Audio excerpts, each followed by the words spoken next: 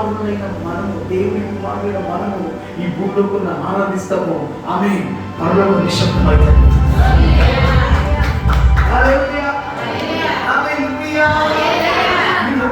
ఎంత గొప్ప క్వాలిటీస్ అంటే అర్హతలు కలిగి ఉన్నాం మనమందరము.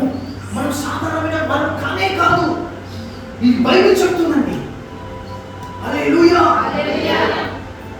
మన మాటలు ఎంతో మాటలు చెప్పాలంటే ఒకసారి నేను ఒక మాంత్రికుని ప్రార్థన చేయడం, మాంత్రికుని ఇంట్లో దైవం ఓడినాడు. చూద్దాం. హల్లెలూయా, హల్లెలూయా. సో వాడు చెప్తున్నాడు, అన్న ఈ లోకంలో కొన్ని శక్తులు ఉంటాయి. హల్లెలూయా, హల్లెలూయా. ఆ శక్తుల కింద కొన్ని దయ్యాలు ఉంటాయంట. స్తోత్రం. Praise the Lord. మీకు అర్థమవుతుంది లేదు? Praise the Lord. అప్పుడు పరిశుద్ధాత్మ లోపల చిన్న దయ్యం గురించి ఏం తెలిసినా, హరి నువ్వెవరు తెలిసినా, నువ్వెవరు తెలిసినా లోకంలో నువ్వు శక్తి లేదు.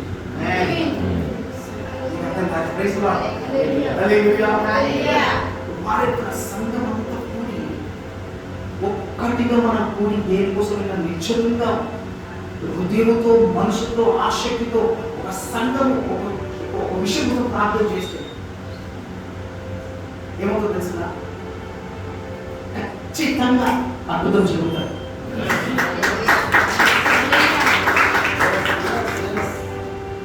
అందుకే సాధన ఏం చేసిన సంఘంలో ఒక్కరికొకరు పడదు. సంఘంలో ఒక్కరికొకరు పడదు. ఒక్కరు పెట్రోల్ సరైన అంట సంఘంలో యూనిటీ లేదు. కారణం ఏం తెలుసా? నువ్వు దాని యూనిటీ కలిగి ఉంటే, ఐక్యత కలిగి ఉంటే దేవుడి శక్తి వస్తుంది, అద్భుతాలు జరుగుతాయి. ఆమేన్.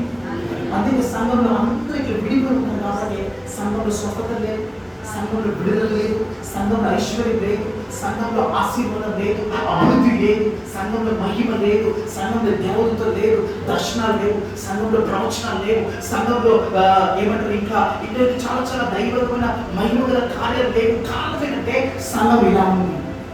ఆది కాలంలో సంఘం ఇలా ఉంది. అందుకే సంఘం ప్రార్థించగా, సంఘము ప్రార్థించగా, hallelujah, that's the power of the church. That is the power of the church. సంఘం శక్తి అది. ఆ సంఘం నుంచి కూడా సరైన చర్చ పెట్టినప్పుడు నేను అనేవాడిని, ఎవరికైనా సమస్య